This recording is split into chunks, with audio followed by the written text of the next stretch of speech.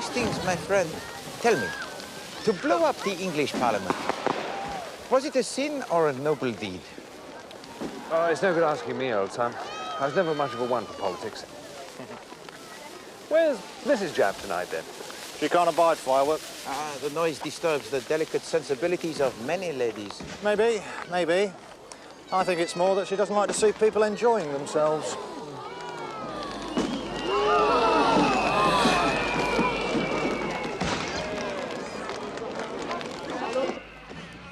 Tell you what, though, what a good night for a murder, eh?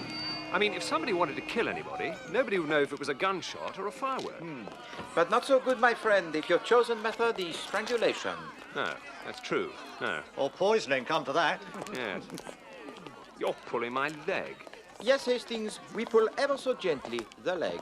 Well, I still think it's a jolly good night for a murder. Anyway, I'm going to leave you here. This is where I garage my car. Good night, Chief Inspector. Good night, Poirot. Good night, Captain Hastings. At the man. Good night. Steady on, lads.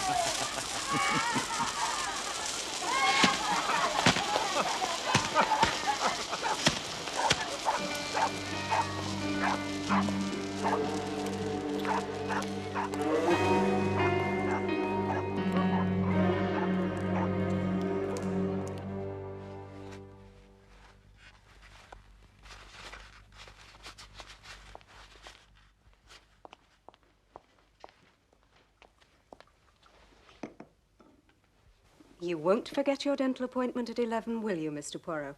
Hercule Poirot does not need to go to the dentist, Miss Lemon. You've put it off once already. My teeth are perfection. It is sacrilege to tamper with them. But why do we not do something constructive about my collars, Miss Lemon? That laundry is in the pay of my enemies. Hercule Poirot's residence. Poirot, please. Oh, Japp here. yes. Chief Inspector Japp. He's here.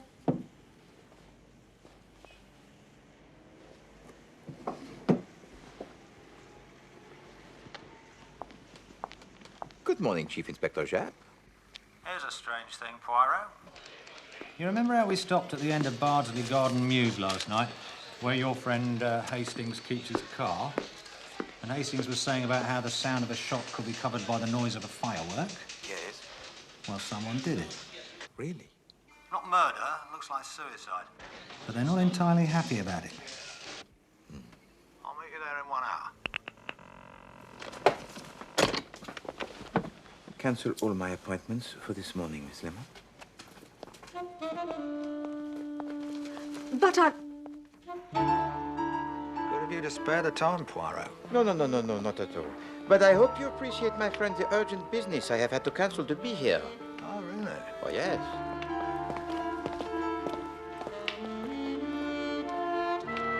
The dead woman is a Mrs. Allen. She shared the house with a friend, Miss Plenderleith, who is a professional photographer, or something along those lines. Miss Plenderleith was away in the country, but when she came home this morning, she finds her friend's door locked. She knocks and calls, but can't get any answer. In the end, she gets really alarmed and calls police. 10:45, our lads break the door down, and there's Mrs. Allen lying in a heap on the floor, shot through the head.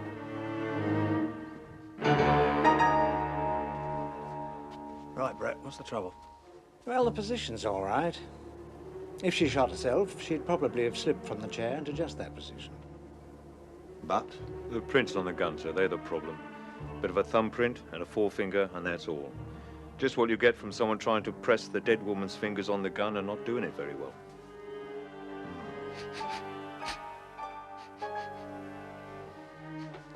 Gun in left hand, wound on the left side. Presumably she was left-handed. It looks as though she's holding the gun. And in fact, she isn't. It's just sort of lying in her hand. Anything else? Yeah, the window was closed and bolted, and the door was locked. We haven't been able to find the key. What's this then?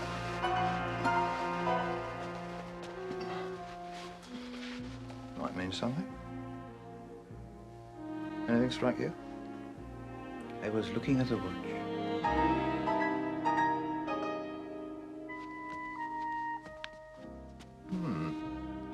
expensive by the look of it. Tuesday, November the 5th.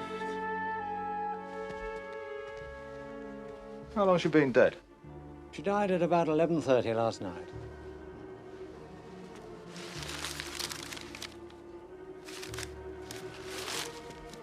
No sign of any note having been written. No. Seems to me all we've got to go on at the moment is the missing key. If the key was here, we wouldn't hesitate. Suicide, we'd say.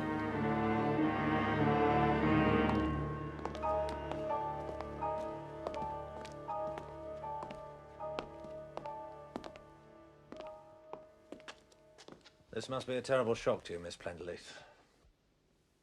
I still can't believe it. We'll be as brief as possible. Now, you've already told Inspector Jameson how you found the body when you came in this morning. You were away for the weekend, I take it? Yes, since Friday noon. Pardon, mademoiselle. When you found the door locked, you called the police. It did not occur to you that she might have gone away and locked the door before leaving? Why should she lock it? In any case, she would have left a note for me. And she did not leave any note? Of course she didn't. Tell me about Mrs. Allen, Miss Plenderleith. I met her abroad. She was on her way back from India. I was looking for someone to share a flat with me. We decided we liked each other. What about the husband? Nothing to write home about, apparently. He drank, I think. Died a year or two after the marriage.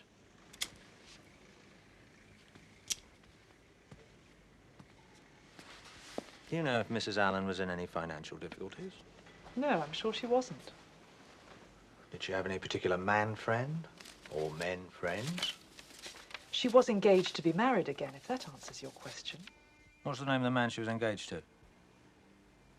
Oh, my God. I haven't told Charles. Who is Charles, miss? The man Barbara was engaged to. Charles Laverton West. He's MP for some place in Hampshire. I should have phoned him. We'll go round and see him. But there'd be no quarrel between them as far as you know. I'd be very surprised. Barbara wasn't the quarrelling kind. What is your own opinion of Monsieur Laverton West, mademoiselle? He's young, ambitious, a good public speaker, means to get on in the world. And on the debit side? Well, in my opinion, he's commonplace and rather pompous. But those are not very serious faults, mademoiselle. Oh, you don't think so? Well, they might be to you, but to Mrs. Allen, no. She would not notice them. You were fond of your friend. Yes, very.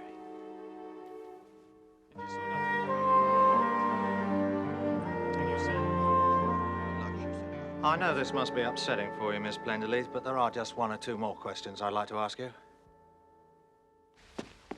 Mrs. Allen was left-handed, wasn't she? Left-handed? No, I don't think so. No, I'm sure she wasn't. Really?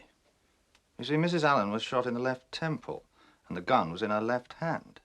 Didn't you notice that when you found the body? No, I didn't. It was so horrible, I didn't notice anything. That's understandable, miss. But it seems highly unlikely that a normally right-handed person would shoot themselves left-handed. Have you ever seen this before? No. It's not yours nor Mrs. Allen's? It's not the kind of thing normally worn by our sex, is it? Oh, so you recognize it? I don't recognize it. I recognize what it is, though. It's half of a man's cufflink. Hastings? Once we've got this filter screwed down good Hastings! tight, we can put the new oil in and she will run like a well-oiled clock. Hastings! Hello?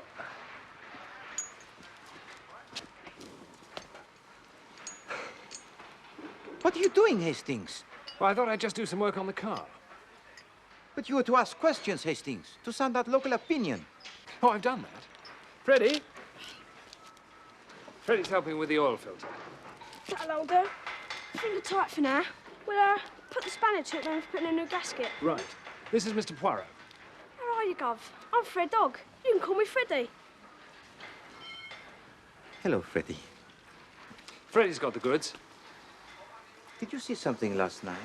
Well, Miss Allen, she went to the post box about 6.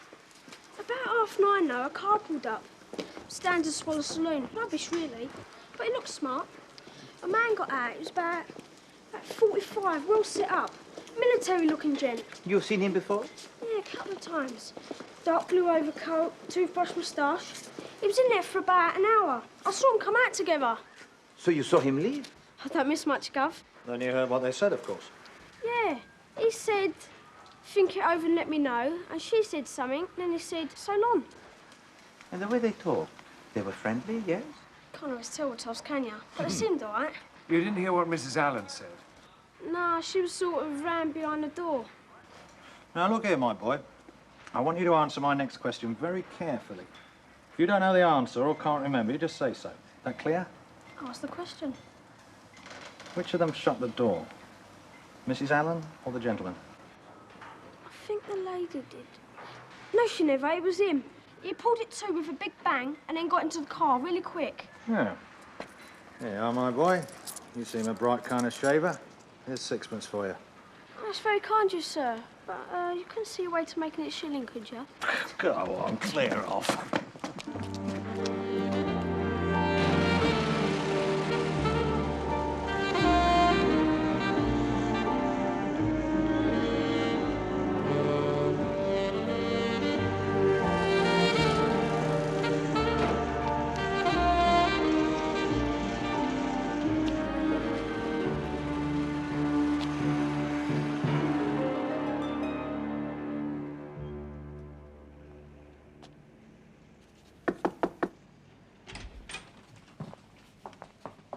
Chief Inspector Japp and Mr. POIROT, sir. Good day, gentlemen. To what do I owe this pleasure? No great pleasure, sir, I'm afraid. No? We brought some bad news. Go on. It's about Mrs. Allen, Mrs. Barbara Allen. What about her? Get on with it, man. She's dead, sir. Dead? I don't believe it. What's happened? Apparently suicide, sir. Was there anything worrying Mrs. Allen, do you know? No, not a thing. We were engaged to be married. Yes, quite so. I can't believe it. Dead. How? Shot, sir. Shot? Good God, I hope the newspapers haven't got hold of this. I couldn't say, sir. I wonder if I could just ask... Hello? Oh, yes. Yes, thank you. I'll hold on. It's the Prime Minister. I will have some questions, sir. Just make an appointment with my secretary at the House. Yes, I'm still here. Very good, sir. We'll do that. I'm sorry to be the bearer of such bad news.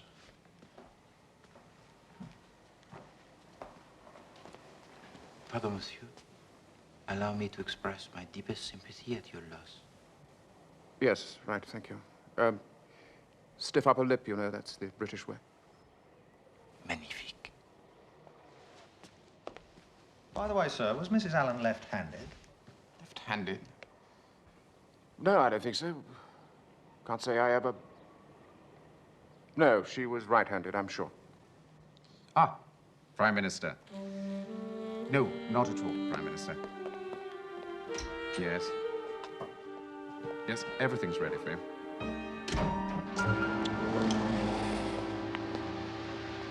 What a stuffed fish. No, not a stuffed fish, a boiled owl. As you say, Japp.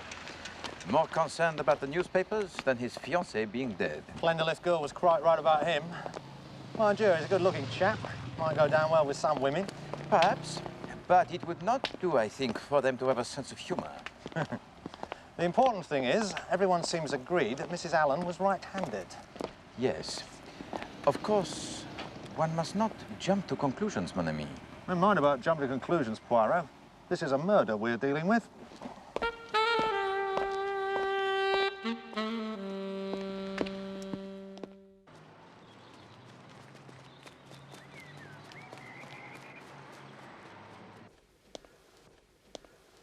To the Bulldog Breed Laundry. Dear Sirs, once again, I am obliged to communicate to you the dissatisfaction I have for your starching of my collars. I refer to my instructions of the 2nd of March, 1935, and subsequent letters. You look them up in the file, Miss Lemon, and enumerate them. All of them, Mr. Poirot? All of them, Miss Lemon. It has become serious. The trouble is, Mr. Poirot, they just don't understand the letters. Why not? They're Chinese, Mr. Poirot. The Bulldog Breed Laundry is Chinese. Yes, Mr. Poirot. What is the world coming to, Miss Lemon? I'm sure I couldn't say, sir, but when the boy brings your laundry back, he brings the letters back too for me to explain to him. And you do? No, Why not? I don't speak Chinese. So what do you say to him? Well, I say, him collar no very good, starchy. I show him the collars and say it.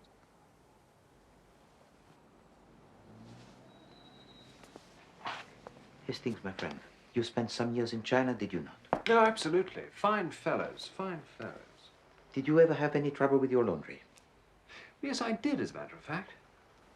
And what did you say to them? Well, I said, him collar no very good starchy. That's where I got it from, sir. I asked the captain knowing he'd been in the East. But Hastings, my collars, they do not get any better. No, mine didn't either, now I come to think about it. Miss Lemon.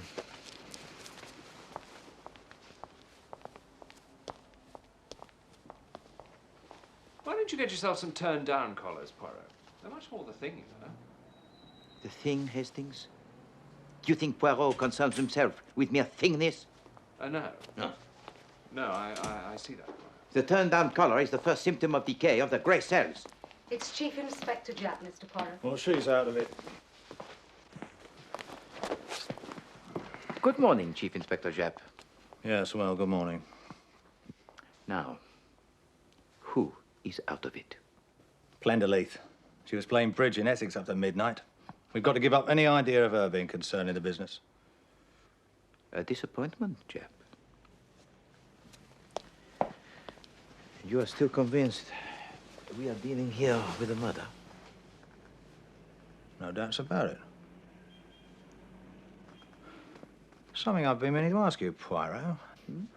What was that you were sniffing at in the room when we first examined the body? Sniff, sniff, sniff. You got a cold, have you? No. I always thought the little grey cells were in your brain. Don't tell me your nose cells are superior to everyone else's, too. By no means. It was merely cigarette smoke. I didn't smell cigarette smoke. No more did I, my friend. There were 9 cigarette ends in the ashtray. 6 of them gaspers, 3 Turkish. Exactly. Your wonderful nose cells knew that without looking, I suppose. I assure you, my nose does not enter into the matter. My nose registered nothing. But the brain cells registered a lot? Well, there were certain indications. Did you not think so? Now, am I wrong? Or are we going to talk further with the beautiful Miss Plenderleith? Yes. You know, there was something missing from that room, Chief Inspector. But also something added, I think. You know what's worrying me, Poirot? Yes? Yes? What do you mean, yes? I saw you looking at Mrs. Allen's checkbook stubs yesterday. You're too clever for your own good, you are, Poirot. And you noticed, as I did, that Mrs. Allen drew out £200 in cash from her bank on Monday morning. And 3 months ago, on the 6th of August, another 200. Truly? Truly. And there's no £200 in this house that my lads could find. I'm afraid, Miss Plenderleith, that we are no longer treating this as a case of suicide. Suicide? You see, being as how your friend was in no way, shape, or form likely to commit suicide, we have to consider the alternative, murder. Murder? you sure? How horrible. Horrible, perhaps, mademoiselle. But impossible? I suppose it's possible. And if there was a murder, there would have to be a motive. Ask me any questions you like. But I don't see how I can help you. On Monday night, Mrs. Allen had a visitor. He's described as a man of 45, military bearing, toothbrush moustache, smartly dressed and driving a standard Swallow Saloon car. Do you know who that is? Sounds like Major Eustace. Who's Major Eustace? He was a man Barbara had known in India. He turned up about a year ago, and we've seen him on and off since. He was a friend of Mrs. Allen's. He behaved like one. Would it surprise you, Miss Plenderleith, if I suggested that this man was blackmailing Mrs. Allen? Of course. So that was it. Of course. You find the suggestion feasible, mademoiselle? I was a fool not to think of it. I wish she'd told me. I'd have told him to go to the devil. But he might have gone, might he not, to Monsieur Laverton West? Yes.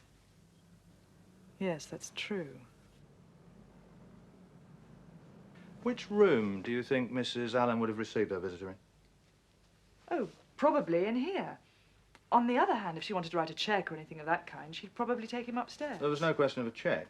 Mrs. Allen drew out £200 in cash on Monday. So far, we've not been able to find any trace of it in the house. But I'd like to have just one more look round, if I may. Look anywhere you like. Thank you.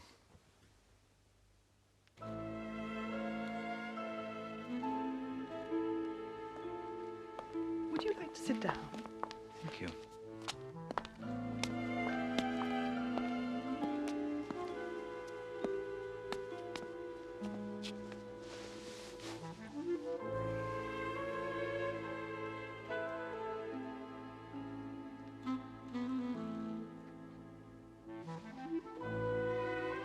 Cigarette? You are most kind.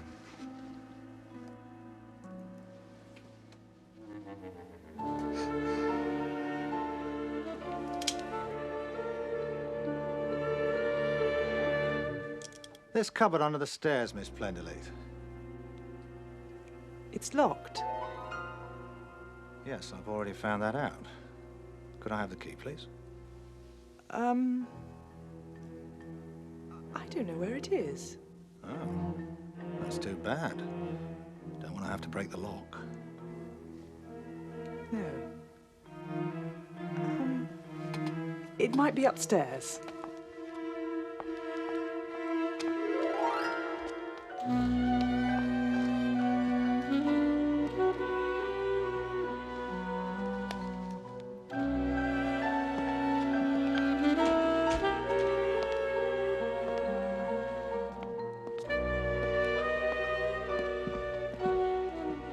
I managed to find it. Good.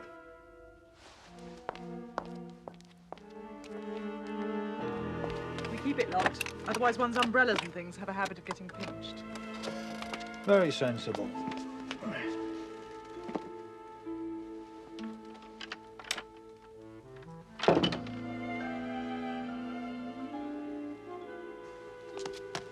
That's mine.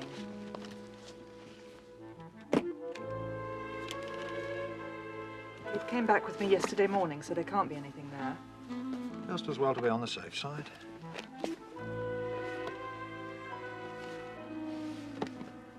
Nothing much there. No, well, there couldn't have been, could there?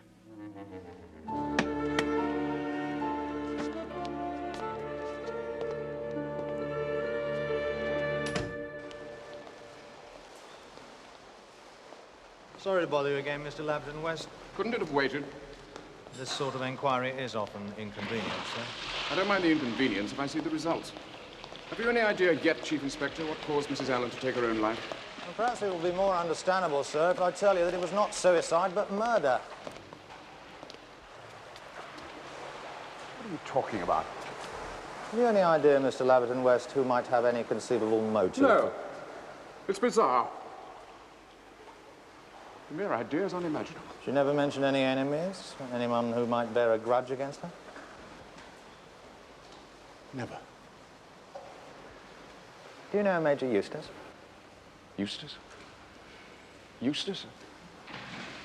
Oh, yes, I remember. I met him once at Barbara's. Mrs. Allen's. Rather a doubtful type, in my opinion. I said as much to Mrs. Allen. He wasn't the sort of man I should have encouraged to come to the house after we were married. Look, I've got to get dressed. What did Mrs. Allen say to that? She quite agreed. She trusted my judgment implicitly. And, naturally, as my wife, she would have found a good many of her old associates, well, unsuitable, shall we say? Quite. What can you tell me about your own movements on the night of November the 5th, sir? My movements? My movement? Purely a matter of routine, sir. We have to ask everybody. I should have thought a man in my position might have been exempt. It doesn't work quite like that, sir. Very well. You see, I was at the House of Commons. Left about 10:30, went for a walk along the embankment. Watched some of the fireworks. Lucky there aren't any plots like that nowadays. Then I walked home. What time did you arrive? Somewhere about 11:15, 11:30. Perhaps someone let you in? No. Did you meet anyone whilst walking? No.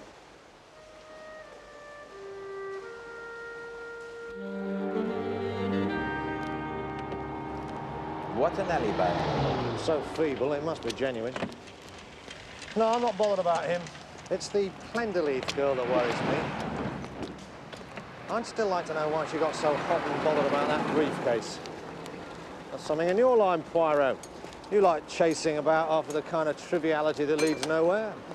The mystery of the perambulating briefcase. Sounds quite promising.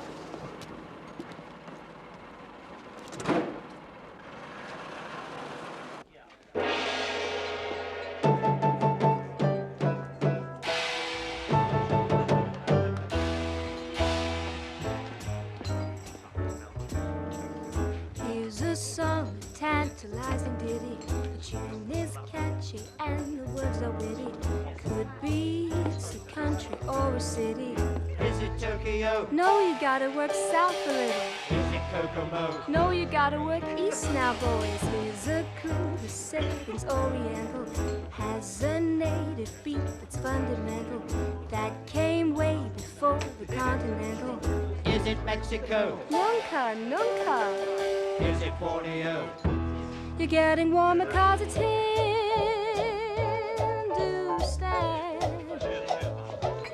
where we stop to rest our tired caravan.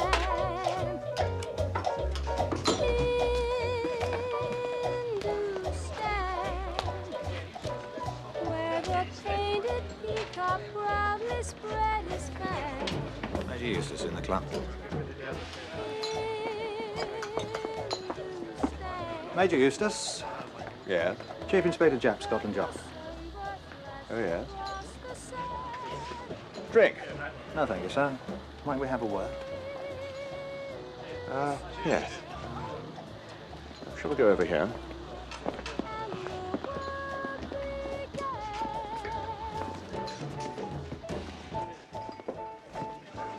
Oh, well, well. Take a view. Not often I get honored by a big gun like a chief inspector. No, thank you. Huh? You smoke Turkish, I see. Yes. Would you prefer a gasper? I've got some. Somewhere. No, this'll do fine. Thanks. I think you knew Mrs. Barbara Allen, Major Eustace. Ah, yes. Very sad business. I saw it in the paper last night. You met her out in India, I believe? Yes. That's some years ago now. Did you also know her husband? No, as a matter of fact, I never came across Allen. But you know something about it?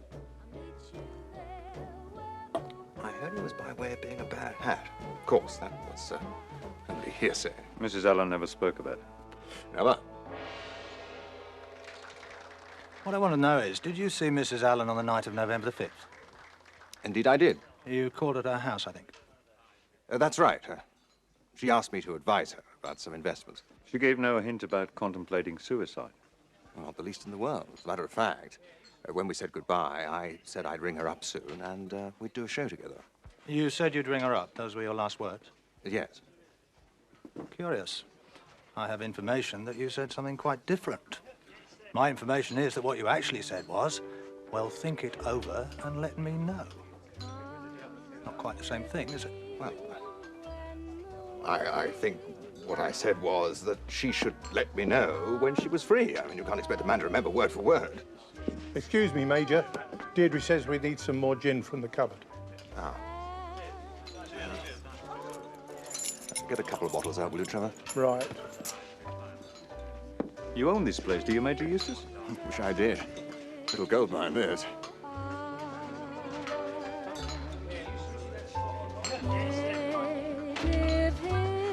You say that Mrs. Allen asked you to advise her about investments.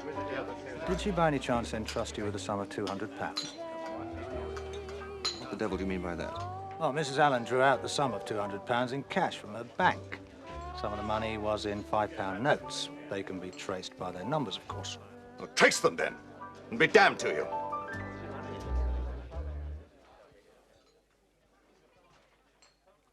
Trace them. I don't care. Was the money for investment, Major Eustace, or was it blackmail? That's a preposterous suggestion. How dare you? Look, what happened was this. I went round to the house. I mean, I telephoned first. What time did you get there? About 9:30. We sat and talked. And smoked. Yes, and smoked. Anything wrong with that? Where did this talk take place? In the sitting room. As I said, we sat and talked quite amicably. And then I left just before about 10:30. You stayed in the sitting room throughout your visit? Yes. You didn't go upstairs to Mrs. Allen's own room? No. Can I just look at your cufflinks, Major Eustace? Cufflinks? You can refuse if you wish, of course. I've got nothing to hide.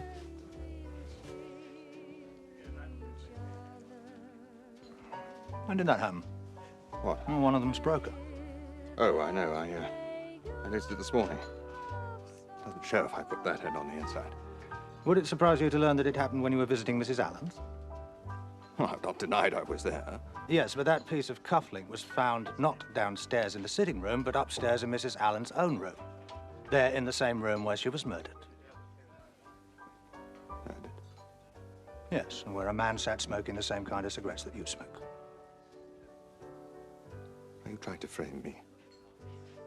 I never went near the house again that night. You didn't need to. She was dead when you left. No, wait a minute. Wait a minute.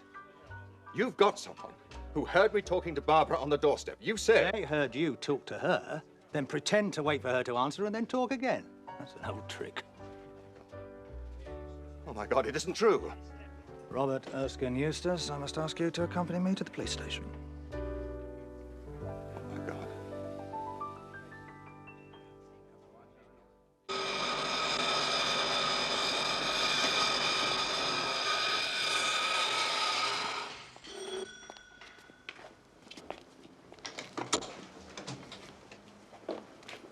Oh, hello. Yes, dear? Could I please speak to Miss Plenderleith? Well, you could, dear, if she was here. She's gone off playing that golf. Golf? If you please. And that poor Mrs. Allen still lying cold down at the mortuary. Indeed. This is most difficult. I'm sorry, Mrs. Pierce, dear. My name is Hercule Poirot, Mrs. Pierce. Oh, I've heard of you, dear. Well, I'm most flattered. Mrs. Pierce, I am in something of a difficulty. Oh. I came here yesterday with the Chief Inspector Japp, and we omitted to search for clues in one particular place in the house. So I was wondering if... Oh, come on in, dear. Help yourself. You are most kind. Thank you. young man will be ever so tickled when I tell him you was here, dear. Always reading your exploits in the paper, he is. Ah, that's very nice, Mrs. Pierce. May I? Yes, go on. Drive you to drink, he would. Reading all that rubbish in the newspapers.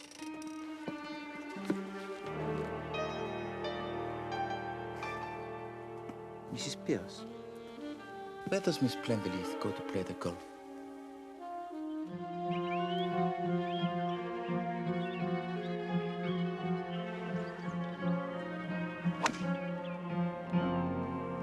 Are you sure he's all right, Captain Hastings? The name of Poirot is feared on golf courses all over the continent. You don't happen to have a handicap certificate on you, do you, sir? No, I'm fine. Now, there should be a little hole somewhere, and I have to push the ball into it. You see that flag there? No. In front of the big tree, a little patch of red. Ah, yes, good. That's where the little hole is. No. Won't keep you a moment. Now, all you have to do is hit it with that.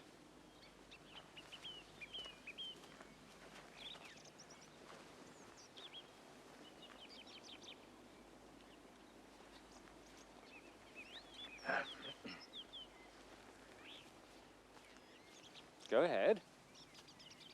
Easy does it. Am I allowed to hit the flag? Oh, yes, that'll be fine.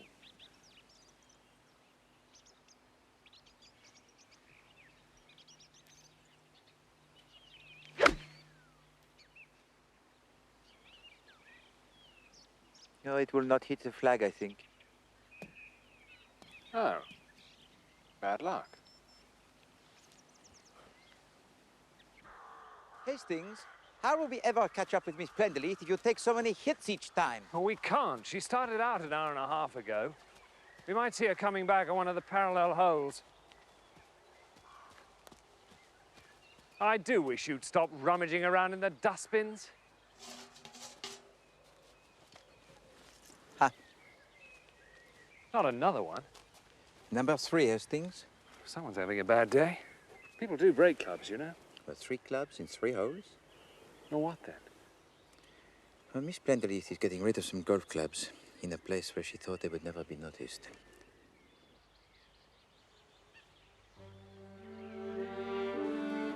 Major Eustace is not guilty of murder, Hastings.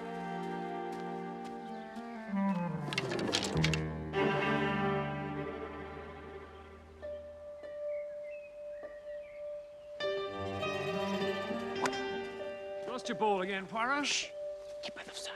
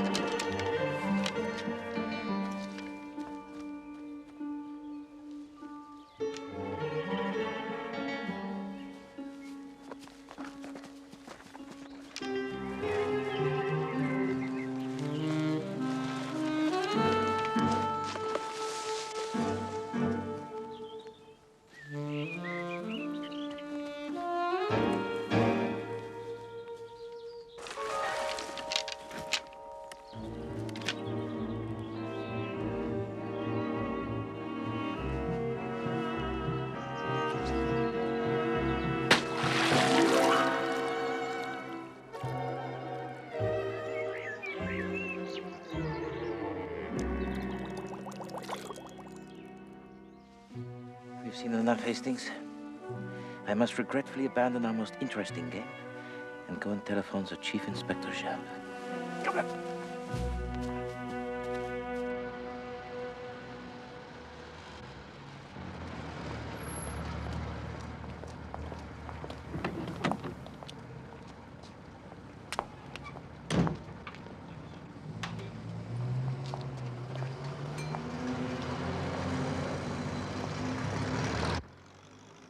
Why? Why would a presumably sane young woman want to throw an expensive case into a lake with just 2 magazines in it and a couple of stones to make sure it sank? You need worry no longer. The answer is coming. And why break up a perfectly good set of golf clubs? I don't mind telling you, I lay awake last night worrying about it. Mon pauvre chap. Miss Plenderleith, Mr. Poirot. Thank you, Miss Lemon. I'm sorry I'm late. I've just come from Barbara's funeral. It was so good of you to come. Please sit down, mademoiselle.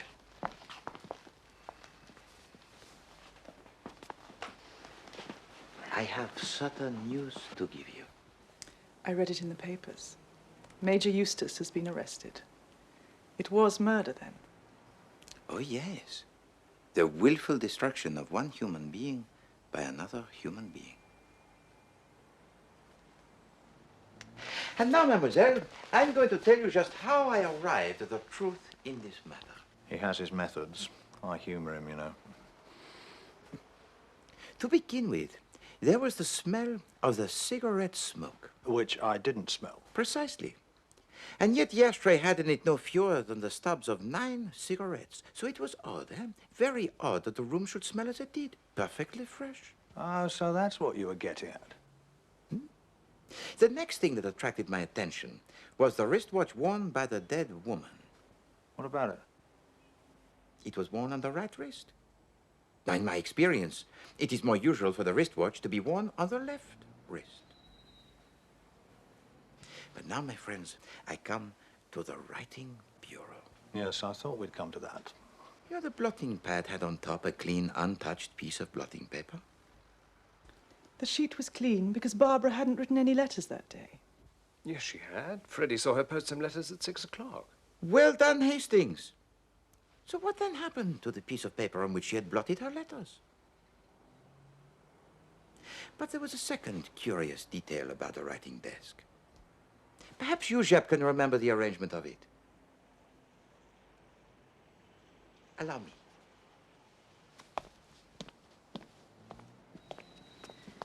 Inkstand and blotting pad in the center. The pen tray to the left. The calendar and the quill pen to the right. Eh bien? Yes? Ah, you do not see. The pens for use were in the pen tray on the left. Is it not more usual to find the pen tray on the right, more convenient for the right hand? So, I made myself a picture, chap. A picture of Miss Plenderleith arriving home after the weekend.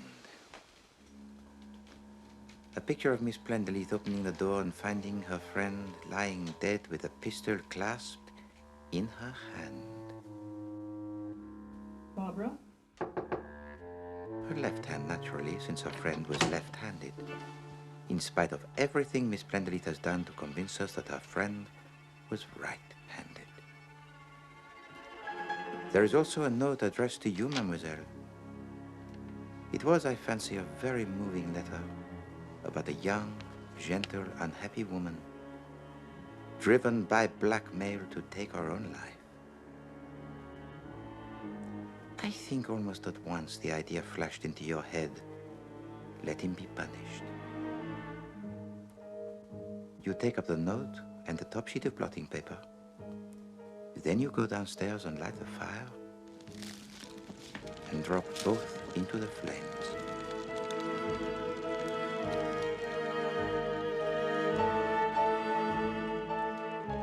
You take the ashtray upstairs to further the illusion that there were 2 people sat up there talking.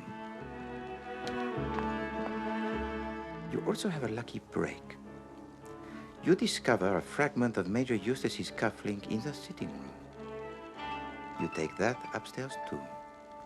You expect that to clinch the matter.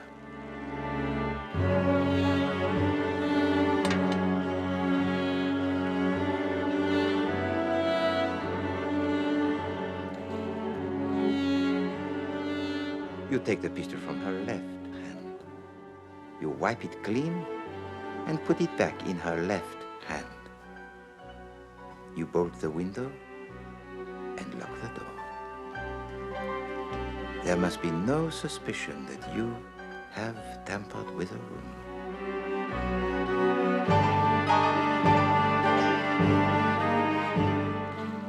And so it goes on. Oh yes, mademoiselle, it was clever. A very clever murder. For that is what it was. The attempted murder of Major Eustace. It wasn't murder. It was justice. That man hounded Barbara to her death. Poor kid. Just because she got involved with some married man in India and had a baby. When the child died, she came back to England. She met Charles and fell in love with him. God knows why, the pompous little tick. And then that devil Eustace turned up from India. If you'd read that letter she left me, you'd understand why I did what I did. She loved Charles, she said. She couldn't live without him. But for his own sake, she mustn't marry him. She was taking the best way out. I wish you'd seen that letter. And you call it murder. Because it is murder. The man you wish to trap is already in prison. Do you really wish to destroy him? Do you really wish to destroy the life, the mind of any human being?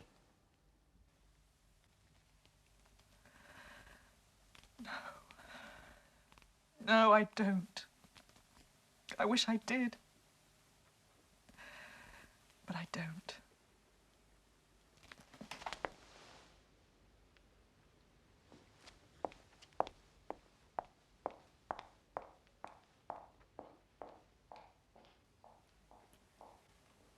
Well, I'm jiggered. Not murder disguised as suicide, but suicide made to look like murder. And cleverly done, too. Nothing overemphasized. Wait a minute. What about the briefcase? What about the golf clubs? Oh. Well, they were Mrs. Allen's. You see, Jane Plenderleith had to convince us that her friend was right-handed if we were to believe she had been murdered. With the golf clubs, they were the left-handed. Of course. And when she opened the cupboard, she tried to focus our attention on the wrong object. So she used the briefcase as a, what is it, a blotter? Keeper? Red herring. Absolutely. And now, my friends, it is time for me to take you to lunch.